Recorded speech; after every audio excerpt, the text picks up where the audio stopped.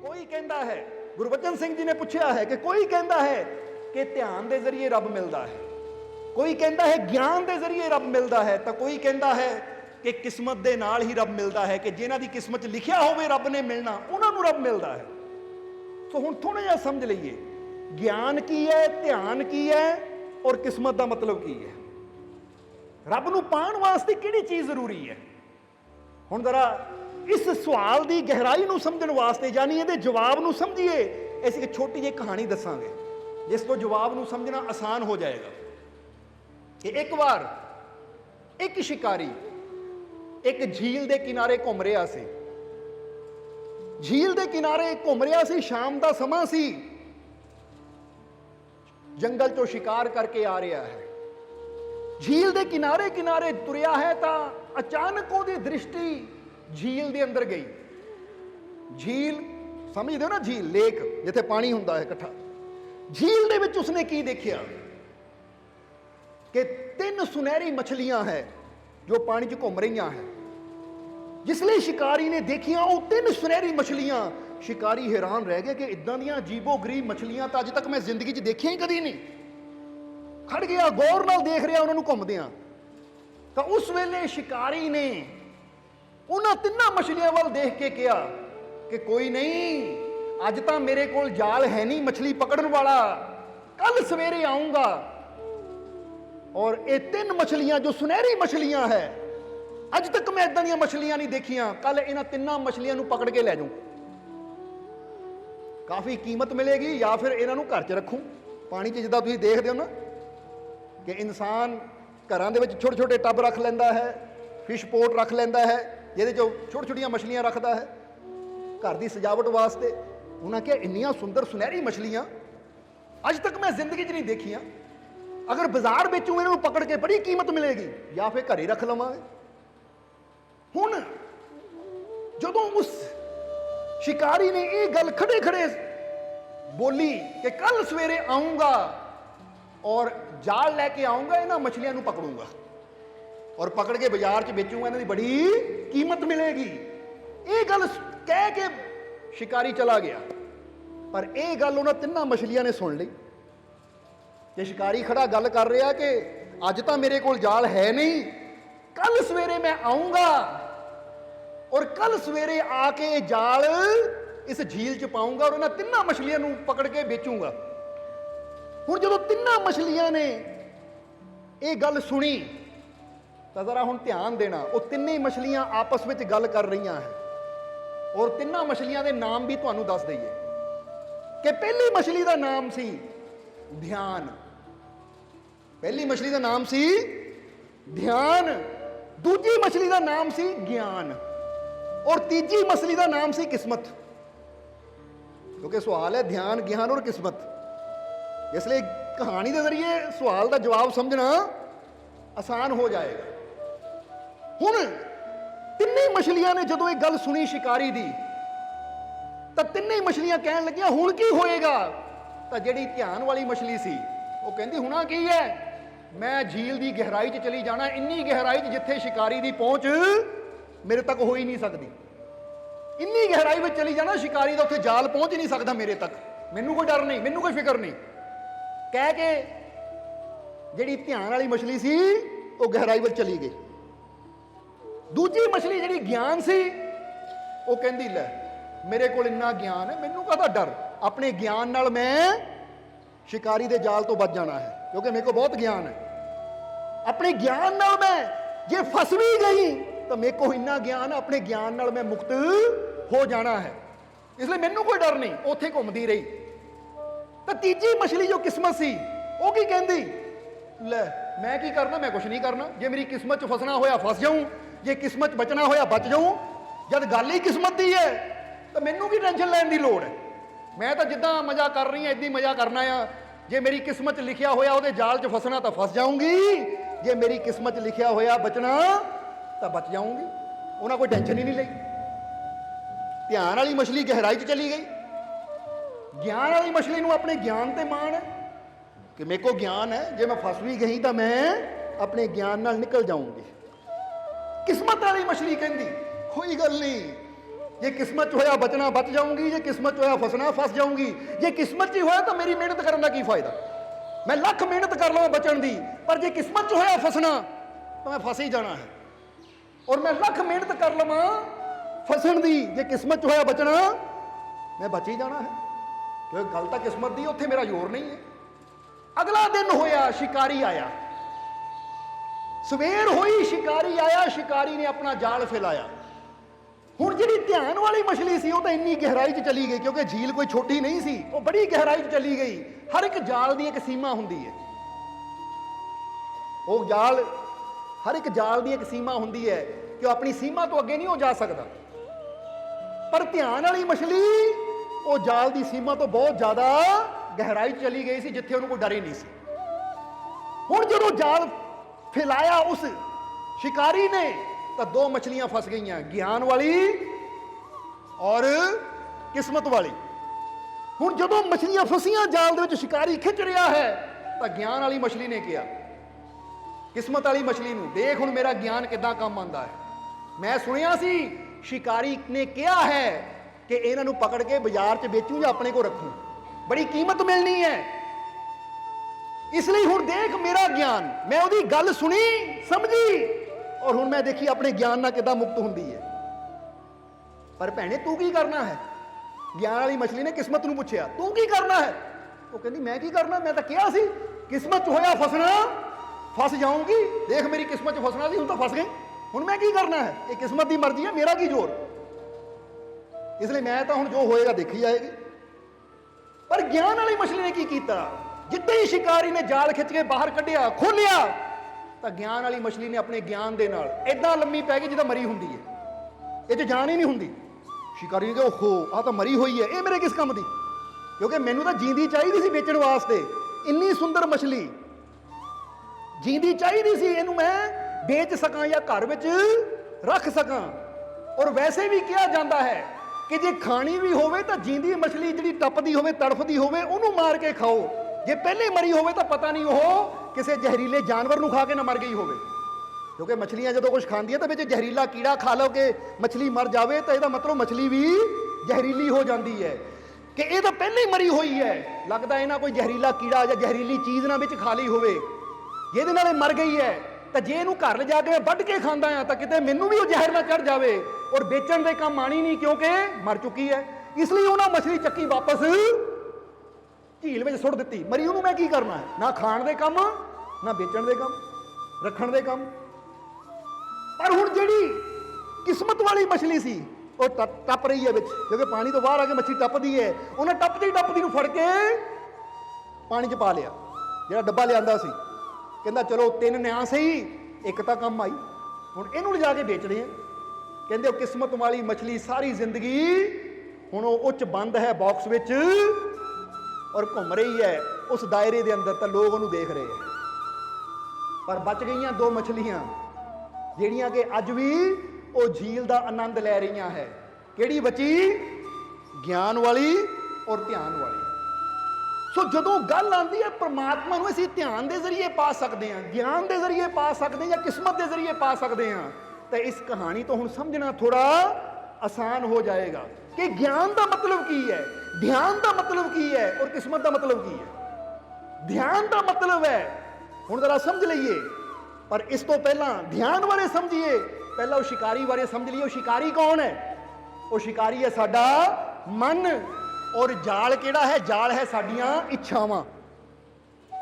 ਉਹਨੇ ਮਨ ਰੂਪੀ ਸ਼ਿਕਾਰੀ ਜਦੋਂ ਇੱਛਾਵਾਂ ਦਾ ਜਾਲ ਫੈਲਾਉਂਦਾ ਹੈ, ਤਾਂ ਹੁਣ ਜ਼ਰਾ ਗੌਰ ਕਰਨਾ, ਜਿਹੜਾ ਬੰਦਾ ਧਿਆਨ ਵਾਲਾ ਹੈ ਨਾ, ਮੈਡੀਟੇਸ਼ਨ ਕਰਨ ਵਾਲਾ, ਉਹ ਤਾਂ ਧਿਆਨ ਦੀ ਉਸ ਗਹਿਰਾਈ ਦੀ ਅਵਸਥਾ ਵਿੱਚ ਚਲਾ ਜਾਂਦਾ ਜਿੱਥੇ ਮਨ ਦਾ ਜਾਲ ਪਹੁੰਚ ਨਹੀਂ ਪਾਉਂਦਾ, ਉਹਨੂੰ ਪਕੜੇ ਨਹੀਂ ਪਾਉਂਦਾ, ਯਾਨੀ ਉਹ ਮਨ ਦੇ ਦਾਇਰੇ ਤੋਂ ਮੁਕਤ ਹੋ ਜਾਂਦਾ ਹੈ। ਉਹ ਕਹਿੰਦਾ ਹੁਣ ਮੈਂ ਇੱਛਾਵਾਂ ਤੋਂ ਬਹੁਤ ਅੱਗੇ ਚਲਾ ਗਿਆ। ਜਿਹਦਾ ਇਹੀ ਦੱਸੀਦਾ ਨਾ, ਮਹਾਤਮਾ ਬੁੱਧ ਕਹਿੰਦੇ ਆ ਕਿ ਮੋਕਸ਼ ਕਿਹਦਾ ਨਾਮ ਹੈ? ਮਹਾਤਮਾ ਕੇ ਬੁੱਧ ਕਹਿੰਦੇ ਮੋਕਸ਼ ਦਾ ਮਤਲਬ ਹੈ ਕਿ ਤੁਹਾਡੇ ਸਵਾਸ ਚੱਲ ਰਹੇ ਆ ਪਰ ਤੁਹਾਡੀਆਂ ਇੱਛਾਵਾਂ ਖਤਮ ਹੋ ਗਈਆਂ। ਯਾਨੀ ਜ਼ਿੰਦਗੀ ਹਾਲੇ ਹੈ, ਸਾਹ ਹਾਲੇ ਚੱਲ ਰਹੇ ਹੈ, ਜੀਵਨ ਹਾਲੇ ਹੈ, ਪਰ ਹੁਣ ਅੰਦਰੋਂ ਇੱਛਾਵਾਂ ਖਤਮ ਹੋ ਗਈਆਂ। ਇਹਨੂੰ ਕਹਿੰਦੇ ਮੋਕਸ਼, ਇਹਨੂੰ ਕਹਿੰਦੇ ਮੁਕਤੀ। ਜਦੋਂ ਜੀਵੇ ਜੀ ਸਾਡੀਆਂ ਇੱਛਾਵਾਂ ਖਤਮ ਹੋ ਜਾਣ, ਫਿਰ ਅਸੀਂ ਮੋਕਸ਼ ਨੂੰ ਪਾਉਂਦੇ ਹਾਂ। ਤਾਂ ਆਵਾਗਮਨ ਕਿਹਨੂੰ ਕਹਿੰਦੇ ਆ? 84 ਕਿਹਨੂੰ ਕਹਿੰਦੇ ਆ? ਉਹ ਕਹਿੰਦੇ ਸਵਾਸ ਮੁੱਕ ਗਏ ਪਰ ਇੱਛਾਵਾਂ ਹਾਲੇ ਹਜ਼ਾਰਾਂ ਹੀ ਹੈ। ਹਾਏ ਮੇਰਾ ਆਹ ਕੰਮ ਨਹੀਂ ਹੋਇਆ, ਮੇਰਾ ਉਹ ਕੰਮ ਨਹੀਂ ਹੋਇਆ। ਉਧਰੋਂ ਬੰਦਾ ਮਰਨ ਲੱਗਾ ਹੈ, ਫਿਰ ਵੀ ਉਹਦੇ ਮਨ 'ਚ ਹਜ਼ਾਰਾਂ ਇੱਛਾਵਾਂ ਹੈ, ਮੈਂ ਆਹ ਕਰਨਾ ਸੀ, ਮੈਂ ਉਹ ਕਰਨਾ ਸੀ। ਬਸ ਉਹਦੀਆਂ ਹਜ਼ਾਰਾਂ ਇੱਛਾਵਾਂ ਉਹਨੂੰ ਦੁਬਾਰਾ 84 ਦੇ ਚੱਕਰ ਚਲੇ ਆਉਂਦੀਆਂ ਹੈ। ਯਾਨੀ ਇੱਛਾਵਾਂ ਬਾਕੀ ਹੈ, ਸਵਾਸ ਮੁੱਕ ਗਏ ਤਾਂ 84 ਦਾ ਬੰਧਨ। ਤਾਂ ਜੇ ਸਵਾਸ ਹਾਲੇ ਚੱਲ ਰਹੇ ਹੈ, ਸਵਾਸ ਬਾਕੀ ਹੈ ਪਰ ਇੱਛਾਵਾਂ ਖਤਮ, ਉਹਨੂੰ ਕਹਿੰਦੇ ਮੋਕਸ਼। ਸੋ ਧਿਆਨ ਕਰਨ ਦੇ ਨਾਲ ਅਸੀਂ ਧਿਆਨ ਦੀ ਉਸ ਆਨੰਦ ਦੀ ਅਵਸਥਾ ਤੱਕ ਚਲੇ ਜਾਂਦੇ ਆ ਜਿੱਥੇ ਦੁੱਖ, ਚਿੰਤਾਵਾਂ, ਟੈਨਸ਼ਨਾਂ, ਪਰੇਸ਼ਾਨੀਆਂ, ਇੱਛਾਵਾਂ ਦਾ ਜਾਲ ਸਾਡੇ ਤੱਕ ਪਹੁੰਚਦਾ ਨਹੀਂ। ਉੱਥੇ ਤੱਕ ਆਨੰਦ ਦੀ ਅਵਸਥਾ ਰਹਿੰਦੀ ਹੈ। ਇਸ ਲਈ ਧਿਆਨ ਦਾ ਮਤਲਬ ਆਪਣੇ ਆਪ ਨੂੰ ਮਨ ਦੇ ਜਾਲ ਤੋਂ, ਇੱਛਾਵਾਂ ਦੇ ਜਾਲ ਤੋਂ ਬਹੁਤ ਅੱਗੇ ਲੈ ਜਾਣਾ। ਇਸੇ ਲਈ ਤਾਂ ਜਿਹੜੇ ਧਿਆਨ ਕਰਨ ਵਾਲੇ ਉਹ ਮਨ ਦੀਆਂ ਇੱਛਾਵਾਂ ਦੇ ਪਿੱਛੇ ਨਹੀਂ ਲੱਗਦੇ। ਹੁਣ ਫਿਰ ਆ ਜਾਂਦੀ ਹੈ ਗੱਲ ਗਿਆਨ ਦੀ। ਹੁਣ ਗਿਆਨ ਕਿਹਨੂੰ ਕਿਹਾ ਜਾਂਦਾ ਹੈ? ਗਿਆਨ ਦਾ ਮਤਲਬ ਕੀ ਹੈ? ਗਿਆਨ ਦਾ ਮਤਲਬ ਹੈ ਜਿੱਥੇ ਅਸੀਂ ਸਮਝ ਲੈਂਦੇ ਕਿ ਅੱਛੀ ਇੱਛਾ ਕਿਹੜੀ ਹੈ, ਮਾੜੀ ਇੱਛਾ ਕਿਹੜੀ ਹੈ। ਹੁਣ ਜੇ ਉੱਥੇ ਇੱਛਾਵਾਂ ਰੂਪੀ ਜਾਲ ਵਿੱਚ ਉਹ ਇਨਸਾਨ ਫਸ ਵੀ ਜਾਂਦਾ ਹੈ ਤਾਂ ਹੁਣ ਗਿਆਨ ਹੈ ਉਹਦੇ ਕੋਲ, ਤਾਂ ਗਿਆਨ ਦੇ ਨਾਲ ਉਹ ਮਨ ਦੀਆਂ ਇੱਛਾਵਾਂ ਦੇ ਜਾਲ ਨੂੰ ਕੱਟਣਾ ਸ਼ੁਰੂ ਕਰ ਦਿੰਦਾ ਹੈ, ਤੋੜਨਾ ਸ਼ੁਰੂ ਕਰ ਦਿੰਦਾ ਹੈ। ਉਹ ਫਿਰ ਮਨ ਦੇ ਪਿੱਛੇ ਨਹੀਂ ਚੱਲਦਾ ਬਲਕਿ ਆਪਣੇ ਗਿਆਨ ਦੇ ਨਾਲ ਇੱਛਾਵਾਂ ਤੋਂ ਬਚ ਕੇ ਬਾਹਰ ਨਿਕਲ ਆਉਂਦਾ ਹੈ। ਇਸੇ ਲਈ ਤਾਂ ਕਿਹਾ ਜਾਂਦਾ ਹੈ ਕਿ ਸ਼ੁਰੂਆਤ ਸਾਨੂੰ ਗਿਆਨ ਤੋਂ ਕਰਨੀ ਪੈਂਦੀ ਹੈ ਔਰ ਗਿਆਨ ਮਿਲਦਾ ਹੈ ਸੰਤਾਂ ਫਕੀਰਾਂ ਦੀ ਸੋਬਤ ਵਿੱਚ। ਕਿਉਂਕਿ ਜੰਮਦਾ ਬੱਚਾ ਧਿਆਨ ਦੀ ਅਵਸਥਾ 'ਚ ਜਰਾ ਗੌਰ ਕਰਨਾ ਹੁੰਦਾ ਹੈ, ਪਰ ਜਿੱਦਾਂ ਜਿੱਦਾਂ ਉਹ ਹੌਲੀ ਹੌਲੀ ਦੁਨੀਆ ਵਿੱਚ ਵਿਚਰਦਾ ਹੈ, ਦੁਨੀਆ ਦੀ ਤਰਫ ਉਹਦਾ ਧਿਆਨ ਜਾਂਦਾ ਹੈ, ਤਾਂ ਉਦਾਂ ਉਦਾਂ ਉਹ ਦੁਨੀਆ ਦੀਆਂ ਇੱਛਾਵਾਂ ਦੇ ਨਾਲ ਭਰਦਾ ਚਲਾ ਜਾਂਦਾ ਹੈ। ਮੈਨੂੰ ਆਹ ਚਾਹੀਦਾ ਹੈ, ਮੈਨੂੰ ਉਹ ਚਾਹੀਦਾ ਹੈ। ਹੁਣ ਉਹ ਅਵਸਥਾ ਹੁੰਦੀ ਹੈ ਕਿ ਬੱਚਾ ਇੱਛਾਵਾਂ ਦੇ ਵਿੱਚ ਫਸਦਾ ਚਲਾ ਜਾਂਦਾ ਹੈ। ਫਿਰ ਉਹ ਗੁਰੂਆਂ, ਰਹਿਬਰਾਂ, ਸੰਤਾਂ ਦੀ ਸੋਬਤ ਵਿੱਚ ਜਾਂਦਾ ਹੈ ਜਿੱਥੇ ਜਾ ਕੇ ਉਹਨੂੰ ਗਿਆਨ ਮਿਲਦਾ ਹੈ। ਫਿਰ ਗਿਆਨ ਮਿਲਣ ਦੇ ਨਾਲ ਉਹਨੂੰ ਸਮਝ ਆਉਂਦੀ ਹੈ ਕਿ ਜਿਹੜੇ ਜਾਲ ਵਿੱਚ ਮੈਂ ਫਸਿਆ ਹਾਂ, ਹੁਣ ਇਹ ਜਾਲ ਚੋਂ ਮੈਂ ਇਦਾਂ ਇਦਾਂ ਬਾਹਰ ਨਿਕਲ ਸਕਦਾ ਹਾਂ। ਇਸੇ ਲਈ ਤਾਂ ਜਦੋਂ ਸ਼ਬਦ ਦੀ ਗੱਲ ਆਉਂਦੀ ਤਾਂ ਉਹਨੂੰ ਯੁਕਤੀ ਕਿਹਾ ਜਾਂਦਾ ਹੈ, ਗੁਰੂ ਯੁਕਤੀ। ਗੁਰੂ ਯੁਕਤੀ ਦਾ ਮਤਲਬ ਹੁੰਦਾ ਹੈ ਕਿ ਜਿਹੜਾ ਸਾਨੂੰ ਉਹ ਯੁਕਤੀ ਦੇਵੇ ਕਿ ਕਿੱਦਾਂ ਅਸੀਂ ਮਨ ਦੇ ਜਾਲ ਚੋਂ ਬਾਹਰ ਨਿਕਲ ਸਕਦੇ ਹਾਂ। ਔਰ ਇਹੀ ਗੱਲ ਬੁੱਲੇ ਸ਼ਾਹ ਨੇ ਕਹੀ ਕਿ ਬੁੱਲਿਆ ਕਰ ਸੋਬਤ ਫਕਰਾਂ ਦੀ, ਤੇਰਾ ਹੋ ਜਾਊ ਰੱਬ ਨਾਲ ਮੇਲਾ। ਇੱਥੇ ਬੁੱਲੇ ਸ਼ਾਹ ਨੇ ਇਹ ਨਹੀਂ ਕਿਹਾ ਕਿ ਤੂੰ ਗਿਆਨ ਪ੍ਰਾਪਤ ਕਰ, ਧਿਆਨ ਪ੍ਰਾਪਤ ਕਰ। ਉਹ ਕਹਿੰਦੇ ਸ਼ੁਰੂਆਤ ਵਿੱਚ ਮੁਰਸ਼ਿਦ ਦੀ ਸੋਬਤ ਕਰ, ਮੁਰਸ਼ਿਦ ਦੇ ਕੋਲ ਬੈਠ। ਫਿਰ ਮੁਰਸ਼ਿਦ ਤੇਰੀ ਅਵਸਥਾ ਨੂੰ ਦੇਖ ਕੇ ਤੈਨੂੰ ਮਾਰਗ ਦਿਖਾਏਗਾ ਕਿ ਕਿਸ ਤਰ੍ਹਾਂ ਤੈਨੂੰ ਉਹ ਪਰਮਾਤਮਾ ਦੇ ਘਰ ਤੱਕ ਲੈ ਕੇ ਜਾਣਾ ਹੈ। ਕਿਉਂਕਿ ਗਿਆਨ ਦਾ ਮਤਲਬ ਹੁੰਦਾ ਹੈ ਉਹ ਵਿਵੇਕ, ਉਹ ਸਮਝ। ਬੋਲੋ ਸਮਝਦੇ ਹੋ ਕਿ ਨਹੀਂ? ਜਿੱਦਾਂ ਫਰਜ਼ ਕਰੋ ਤੁਹਾਡੇ ਸਾਹਮਣੇ ਦੁੱਧ ਵੀ ਰੱਖਿਆ ਹੈ, ਤੁਹਾਡੇ ਸਾਹਮਣੇ ਜ਼ਹਿਰ ਵੀ ਰੱਖਿਆ ਹੈ। ਹੁਣ ਜਿਹੜਾ ਨਾ ਸਮਝ ਹੋਏਗਾ, ਜਿਹਨੂੰ ਪਤਾ ਹੀ ਨਹੀਂ ਹੈ ਕਿ ਦੁੱਧ ਕੀ ਹੈ ਔਰ ਜ਼ਹਿਰ ਕੀ ਹੈ। ਜਿੱਦਾਂ ਹੁਣ ਇੱਕ ਬੱਚਾ ਹੈ, ਕਦੀ ਦੇਖਣਾ ਤੁਸੀਂ, ਬੱਚੇ ਕਈ ਵਾਰ ਉਹਨਾਂ ਚੀਜ਼ਾਂ ਨੂੰ ਵੀ ਚੱਕ ਕੇ ਮੂੰਹ 'ਚ ਪਾ ਲੈਂਦੇ ਆ ਜਿਹੜੀਆਂ ਕਿ ਉਹਨਾਂ ਸਿਹਤ ਵਾਸਤੇ ਚੰਗੀਆਂ ਨਹੀਂ ਹੁੰਦੀਆਂ। ਇਦਾਂ ਅਸੀਂ ਕੀ ਕਹਿ ਸਕਦੇ? ਹਾਲੇ ਬੱਚਾ ਨਾ ਸਮਝੇ, ਨੂੰ ਗਿਆਨ ਨਹੀਂ ਹੈ ਕਿ ਮੇਰੇ ਵਾਸਤੇ ਅੱਛਾ ਕੀ ਹੈ, ਮੇਰੇ ਵਾਸਤੇ ਮਾੜਾ ਕੀ ਹੈ। ਇਸ ਲਈ ਕਈ ਵਾਰ ਬੱਚਾ ਭੂੰਡ, ਕੀੜੇ ਮਕੌੜੇ ਵੀ ਚੱਕ ਕੇ ਮੂੰਹ 'ਚ ਪਾ ਲੈਂਦੇ। ਕਿਹੜੇ ਬੱਚੇ ਜਿਹੜੇ ਰੁੜਦੇ ਹੁੰਦੇ ਆ, ਜਿਨ੍ਹਾਂ ਨੂੰ ਹਾਲੇ ਸਮਝ ਨਹੀਂ ਹੈ। ਪਰ ਜਿੱਦਾਂ ਜਿੱਦਾਂ ਉਹਨਾਂ ਨੂੰ ਸਮਝ ਆਉਂਦੀ ਹੈ, ਨੌਲੇਜ ਮਿਲਦੀ ਹੈ, ਉਦਾਂ ਉਦਾਂ ਬੱਚਾ ਉਹਨਾਂ ਚੀਜ਼ਾਂ ਨੂੰ ਛੱਡਦਾ ਚਲਾ ਜਾਂਦਾ ਜਿਹੜੀਆਂ ਉਹਦੇ ਵਾਸਤੇ ਨੁਕਸਾਨਦਾਇਕ ਹੁੰਦੀਆਂ, ਤਾਂ ਉਹਨਾਂ ਚੀਜ਼ਾਂ ਨੂੰ ਪਕੜਦਾ ਚਲਾ ਜਾਂਦਾ ਜਿਹੜੀ ਉਹਦੇ ਵਾਸਤੇ ਫਾਇਦੇਮੰਦ ਹੁੰਦੀਆਂ ਹੈ। ਪਰ ਫਿਰ ਹੋਰ ਅੱਗੇ ਅਵਸਥਾ ਆਉਂਦੀ ਹੈ, ਬੱਚਾ ਜਵਾਨ ਹੋ ਜਾਂਦਾ ਹੈ। ਫਿਰ ਦੁਨੀਆ ਦੇ ਮਗਰ ਲੱਗ ਕੇ ਇਨਸਾਨ ਉਹਨਾਂ ਚੀਜ਼ਾਂ ਨੂੰ ਆਪਣੇ ਜੀਵਨ 'ਚ ਉਤਾਰ ਲੈਂਦਾ ਹੈ ਜਿਹੜੀਆਂ ਕਿ ਉਹਦੇ ਵਾਸਤੇ ਨੁਕਸਾਨਦਾਇਕ ਹੁੰਦੀਆਂ ਹੈ। ਉੱਥੇ ਵੀ ਜ਼ਰੂਰਤ ਹੈ ਸਤਿਗੁਰ ਦੀ, ਗੁਰੂ ਦੀ, ਜਿਹੜਾ ਉਹਨੂੰ ਗਿਆਨ ਦਿੰਦਾ ਹੈ ਕਿ ਭਾਈ ਨਸ਼ਿਆਂ ਦਾ ਤਿਆਗ ਕਰ, ਬੁਰਾਈਆਂ ਦਾ ਤਿਆਗ ਕਰ, ਨਿੰਦਿਆ ਦਾ ਤਿਆਗ ਕਰ, ਨਫ਼ਰਤ ਦਾ ਤਿਆਗ ਕਰ, ਕ੍ਰੋਧ ਦਾ ਤਿਆਗ ਕਰ, ਕਿਉਂਕਿ ਇਹ ਉਹ ਚੀਜ਼ਾਂ ਹੈ ਜਿਹੜੀਆਂ ਤੇਰੀ ਜ਼ਿੰਦਗੀ ਨੂੰ ਨੁਕਸਾਨ ਪਹੁੰਚਾ ਸਕਦੀਆਂ, ਤੇਰੇ ਜੀਵਨ ਨੂੰ ਖਤਮ ਕਰ ਸਕਦੀਆਂ। ਸਤਿਗੁਰ ਗਿਆਨ ਦਿੰਦਾ ਹੈ। ਉਸ ਗਿਆਨ ਨੂੰ ਪ੍ਰਾਪਤ ਕਰਕੇ ਅਸੀਂ ਹੌਲੀ ਹੌਲੀ ਇਹ ਜਾਲ ਚੋਂ ਬਾਹਰ ਨਿਕਲਦੇ ਚਲੇ ਜਾਂਦੇ ਹਾਂ। ਇਸ ਲਈ ਪ੍ਰਮਾਤਮਾ ਨੂੰ ਪਾਉਣ ਵਾਸਤੇ ਕਿਸਮਤ ਦਾ ਕੋਈ ਰੋਲ ਨਹੀਂ ਹੈ ਕਿ ਜੇ ਬੰਦਾ ਕਵੇ ਕਿਸਮਤ 'ਚ ਹੋਇਆ ਰੱਬ ਮਿਲ ਜਾਏਗਾ ਤਾਂ ਕਿਸਮਤ 'ਚ ਹੋਇਆ ਤਾਂ ਨਹੀਂ ਮਿਲਣਾ, ਫਿਰ ਹੀ ਜੋ ਮਰਜ਼ੀ ਕਰੀ ਜਾਈਏ।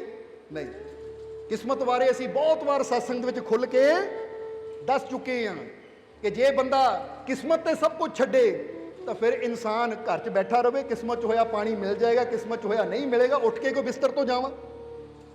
ਬੋਲੋ ਸਮਝਦੇ ਹੋ ਕਿ ਨਹੀਂ? ਉੱਥੇ ਬੰਦੇ ਨੂੰ ਪਤਾ ਹੈ ਕਿ ਬੈੱਡ ਤੇ ਬੈਠਿਆਂ ਕੋਈ ਚੀਜ਼ ਰੱਬ ਨੇ ਨਹੀਂ ਸਾਨੂੰ ਦੇਣੀ। ਜਿੱਦਾਂ ਅਸੀਂ ਕਈ ਵਾਰ ਦੱਸਿਆ ਹੈ ਕਿ ਹਰੇਕ ਪੰਛੀ ਦਾ ਰਿਜ਼ਕ ਪਰਮਾਤਮਾ ਨੇ ਲਿਖਿਆ ਹੋਇਆ ਹੈ, ਪਰ ਉਹ ਰਿਜ਼ਕ ਲੈਣ ਵਾਸਤੇ ਪੰਛੀ ਨੂੰ ਆਪਣੇ ਆਲਣੇ ਝੋੜ ਕੇ ਉਹਦੀ ਤਲਾਸ਼ ਕਰਨੀ ਪੈਂਦੀ ਹੈ, ਉੜ ਕੇ ਜਾਣਾ ਪੈਂਦਾ ਹੈ, ਫਿਰ ਜਾ ਕੇ ਉਹਦਾ ਪੇਟ ਭਰਦਾ ਹੈ। ਤਾਂ ਜੇ ਬੰਦਾ ਕਵੇ ਕਿ ਰੱਬ ਨੇ ਪੰਛੀ ਤੇਰਾ ਰਿਜ਼ਕ ਲਿਖਿਆ ਹੈ, ਤੈਨੂੰ ਫਿਕਰ ਕਰਨ ਦੀ ਕੀ ਲੋੜ ਹੈ, ਤੂੰ ਬੈਠਾ ਰਹਿ ਆਲਣੇ ਦੇ ਵਿੱਚ, ਤਾਂ ਫਿਰ ਜ਼ਰਾ ਆਪ ਸੋਚੋ, ਜੇ ਪੰਛੀ ਆਲਣੇ 'ਚ ਹੀ ਬੈਠਾ ਰਵੇ, ਕੋਸ਼ਿਸ਼ ਨਾ ਕਰੇ, ਮਿਹਨਤ ਨਾ ਕਰੇ, ਤਾਂ ਫਿਰ ਤਾਂ ਭੁੱਖਾ ਹੀ ਮਰ ਜਾਏਗਾ।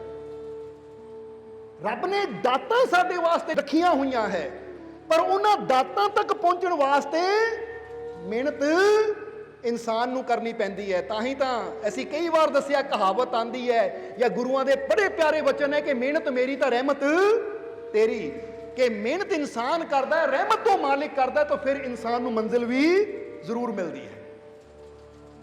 ਇਸ ਲਈ ਧਿਆਨ ਇੱਕ ਉਹ ਅਵਸਥਾ ਹੈ ਕਿ ਅਸੀਂ ਆਪਣੇ ਮਨ ਨੂੰ ਜਿੱਥੋਂ ਜਿੱਤ ਲੈਂਦੇ ਹਾਂ, ਯਾਨੀ ਫਿਰ ਮਨ ਦੀਆਂ ਇੱਛਾਵਾਂ ਦਾ ਸਾਡੇ ਤੇ ਕੋਈ ਅਸਰ ਨਹੀਂ ਹੁੰਦਾ, ਅਸੀਂ ਮਨ ਦੀਆਂ ਇੱਛਾਵਾਂ ਦੇ ਜਾਲ 'ਚ ਨਹੀਂ ਫਸਦੇ।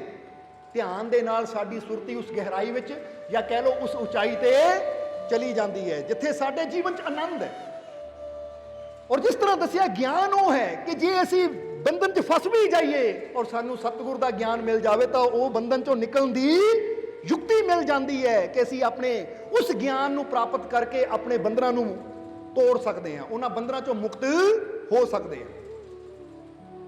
ਇਸ ਲਈ ਪੁੱਛਿਆ ਹੈ, ਪਰਮਾਤਮਾ ਤੱਕ ਪਹੁੰਚਣ ਦਾ ਮਾਰਗ ਗਿਆਨ ਹੈ ਜਾਂ ਧਿਆਨ? ਤਾਂ ਹੁਣ ਜ਼ਰਾ ਸਮਝ ਲੈਣਾ ਕਿ ਪਹਿਲਾਂ ਜ਼ਰੂਰੀ ਹੈ ਮੁਰਸ਼ਿਦ, ਸਤਿਗੁਰ, ਫਿਰ ਸਤਿਗੁਰੂ ਕੋਲ ਬੈਠ ਕੇ ਮਿਲਦਾ ਹੈ ਗਿਆਨ, ਔਰ ਫਿਰ ਗਿਆਨ ਦੇ ਜ਼ਰੀਏ ਹੀ ਇਨਸਾਨ, ਸਮਝ ਦੇ ਜ਼ਰੀਏ ਹੀ ਇਨਸਾਨ ਪਹੁੰਚਦਾ ਹੈ ਧਿਆਨ ਦੀ ਗਹਿਰਾਈ ਵਿੱਚ, ਕਿਉਂਕਿ ਬਿਨਾਂ ਗਿਆਨ ਤੋਂ ਧਿਆਨ ਵੀ ਨਹੀਂ ਹੋ ਸਕਦਾ। ਹੁਣ ਤੁਹਾਨੂੰ ਕਿਹਾ ਜਾਵੇ ਬੈਠ ਕੇ ਭਗਤੀ ਕਰ, ਤਾਂ ਹੁਣ ਤੁਹਾਨੂੰ ਪਤਾ ਹੀ ਨਾ ਹੋਵੇ, ਗਿਆਨ ਹੀ ਨਾ ਹੋਵੇ ਭਗਤੀ ਕਰਨੀ ਕਿੱਦਾਂ ਹੈ, ਮੈਂ ਬੈਠਣਾ ਕਿੱਦਾਂ ਹੈ, ਬੋਲਣਾ ਕੀ ਹੈ, ਜਪਣਾ ਕੀ ਹੈ, ਵਿਧੀ ਕੀ ਹੈ, ਤਾਂ ਬਿਨਾਂ ਵਿਧੀ ਤੋਂ, ਬਿਨਾਂ ਗਿਆਨ ਤੋਂ ਇਨਸਾਨ ਧਿਆਨ ਵੀ ਨਹੀਂ ਕਰ ਸਕਦਾ।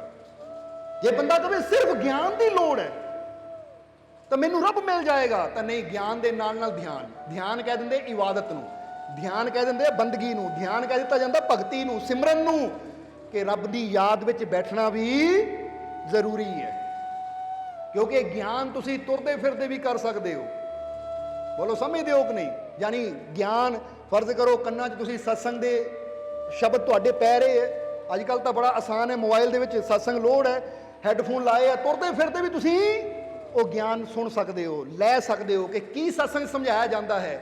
ਪਰ ਜਦੋਂ ਬੰਦਗੀ ਦੀ ਗੱਲ ਆਉਂਦੀ ਹੈ, ਇਬਾਦਤ ਦੀ ਗੱਲ ਆਉਂਦੀ ਹੈ, ਉਹ ਚੀਜ਼ ਦਾ ਆਨੰਦ ਲੈਣ ਦੀ ਗੱਲ ਆਉਂਦੀ ਹੈ, ਤਾਂ ਫਿਰ ਆਨੰਦ ਲੈਣ ਵਾਸਤੇ ਸਾਨੂੰ ਸ਼ਾਂਤ ਹੋ ਕੇ ਬੈਠਣਾ ਪੈਂਦਾ ਹੈ। ਬੋਲੋ ਸਮਝਦੇ ਹੋ ਕਿ ਨਹੀਂ? ਇਹਨੂੰ ਇਦਾਂ ਸਮਝ ਲਓ ਕਿ ਬੰਦਾ ਕਹਿੰਦਾ ਭੁੱਖ ਲੱਗੀ ਹੋਈ ਹੈ, ਮੈਂ ਤੁਰੇ ਤੁਰੇ ਜਾਂਦੇ ਸਰਚ ਕਰ ਲਿਆ ਲਾਗੇ ਕਿਹੜਾ ਰੈਸਟੋਰੈਂਟ ਹੈ, ਕਿਹੜਾ ਹੋਟਲ ਹੈ, ਹੁਣ ਸਰਚ ਕਰ ਲਿਆ ਫਲਾਨੀ ਜਗ੍ਹਾ ਹੋਟਲ ਹੈ, ਪਰ ਹੁਣ ਜੇ ਖਾਣੇ ਦਾ ਸਵਾਦ ਲੈਣਾ ਤਾਂ ਸ਼ਾਂਤ ਹੋ ਕੇ ਬਹਿ ਕੇ ਹੀ ਮੈਂ ਸਵਾਦ ਲੈ ਸਕਦਾ। ਇਸੇ ਤਰ੍ਹਾਂ ਗਿਆਨ ਦਾ ਮਤਲਬ ਹੁੰਦਾ ਜਾਣਕਾਰੀ, ਕਿਸੇ ਚੀਜ਼ ਬਾਰੇ ਸਮਝ, ਕਿਸੇ ਚੀਜ਼ ਬਾਰੇ ਜਾਣਨਾ। ਔਰ ਜਦੋਂ ਇਨਸਾਨ ਮੁਰਸ਼ਿਦ ਦੇ ਕੋਲ ਬਹਿੰਦਾ ਹੈ ਤਾਂ ਇਨਸਾਨ ਆਪਣੇ ਅੰਦਰਲੇ ਰੱਬ ਬਾਰੇ ਜਾਣਦਾ ਹੈ, ਆਪਣੇ ਅੰਦਰਲੀ ਮੰਜ਼ਿਲ ਬਾਰੇ ਜਾਣਦਾ ਹੈ। ਜਦੋਂ ਉਹਦੀ ਜਾਣਕਾਰੀ ਮਿਲਦੀ ਹੈ ਤਾਂ ਫਿਰ ਧਿਆਨ ਦੇ ਜ਼ਰੀਏ ਬੰਦਾ ਉੱਥੇ ਪਹੁੰਚਣ ਦੀ ਕੋਸ਼ਿਸ਼ ਕਰਦਾ ਹੈ। ਸਮਝ ਆ ਰਹੀ ਹੈ ਕਿ ਨਹੀਂ? ਇਸ ਲਈ ਤਾਂ ਅਸੀਂ ਇੱਥੇ ਬੁੱਲੇ ਸ਼ਾਹ ਦਾ ਕਲਾਮ ਦੱਸਿਆ ਕਿ ਬੁੱਲੇ ਸ਼ਾਹ ਨੇ ਕਿਹਾ ਸ਼ੁਰੂਆਤ ਵਿੱਚ ਤਾਂ ਮੁਰਸ਼ਿਦ ਦੇ ਕੋਲ ਜਾਣਾ ਪੈਂਦਾ ਹੈ, ਉੱਥੇ ਬੈਠੇਗਾ, ਗਿਆਨ ਮਿਲੇਗਾ, ਜਾਣਕਾਰੀ ਮਿਲੇਗੀ, ਔਰ ਫਿਰ ਉਹ ਜਾਣਕਾਰੀ ਨੂੰ ਪ੍ਰਾਪਤ ਕਰਕੇ, ਉਹ ਮਾਰਗ ਨੂੰ ਪ੍ਰਾਪਤ ਕਰਕੇ, ਫਿਰ ਜਦੋਂ ਤੂੰ ਮਿਹਨਤ ਕਰੇਗਾ ਤਾਂ ਮੰਜ਼ਿਲ ਵੀ ਤੈਨੂੰ ਜ਼ਰੂਰ ਮਿਲੇਗੀ।